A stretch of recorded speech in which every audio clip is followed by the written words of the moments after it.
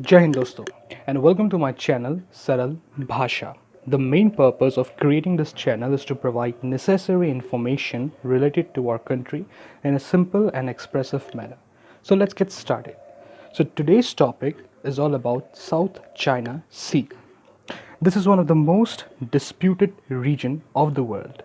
In a brief, let us try to understand the history of the region. Initially, the region was ruled by local ruler or local indigenous ruler. But after industrialization, when colonialism and imperialism was rising and expanding, conflict started in this region regarding territorial jurisdiction between the local and the foreign rulers. Hence, after years of conflict, the Treaty of Tyneston was signed in 1885. The signatories were France and the Qing dynasty.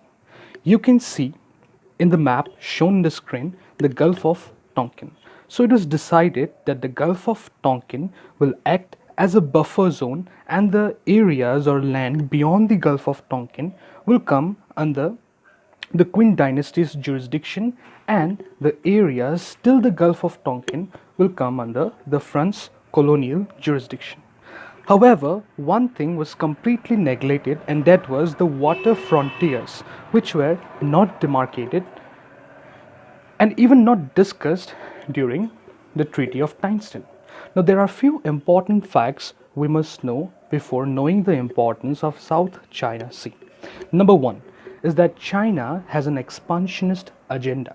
Now, China's expansionist agenda is primarily, or I would say completely based on territorial jurisdiction.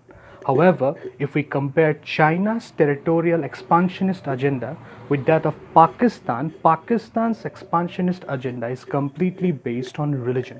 So there is a difference between the expansionist agenda of Pakistan and China. Number two, this is very much important. Now, in 1992, we have the United Nations Convention on the Laws of the Sea, which give exclusive economic zone of 200 nautical miles. However, in 1885, during the Treaty of Tyneston, such conventions or international platforms didn't exist. Hence, even after not demarcating the water frontiers, such important issues were not given international attention since it lacked international conventions like of 1992. Now, what is the importance of South China Sea? Now, on an average, if I speak, then I would say South China Sea has the potential of 10 billion barrels of crude oil per day. It has a reserve of more than 190 trillion cubic feet of gas and 10% of the world's fisheries. Now, if we combine all of them, it will be approximately from 20 to 25% of the world's trade value. And the second most important thing in the South China Sea is the Strait of Malacca, through which 30% of the world trade moves, and it is the only strait that connects the Indian Ocean to that of the Pacific Ocean. Now, the question arises that how to deal with China. Now, to deal with China, two things we need to keep in mind. Number one is that China, from a social sector perspective or social media perspective, I would say China is a closed country. While from an economic perspective, however, China is an open economy. From a social media perspective, it is still today a closed country because there is no penetration for Twitter, Facebook, or Instagram. Number two is China is doing an invisible hegemony. Now, hegemony, China is doing both soft as well as hard hegemony. The best example for soft hegemony, I would say, the momos are the favorite dish of today's new generation. Well, on the other hand, the example of hard hegemony can be taken as Ladakh and Doklam.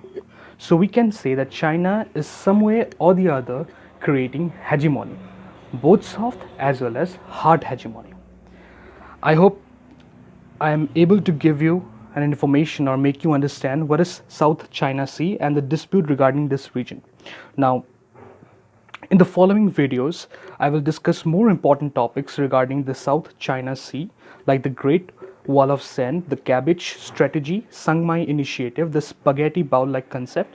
With that, I would like to conclude my today's video, and please do stay in touch so that you get all the latest video that I upload, and please do like the video, which give the message that people are appreciating my effort. Please do share and comment down below the other necessary information that you people are aware of, and also please do subscribe the channel so that we can both together grow this channel up. Thank you. Jai Hind once again.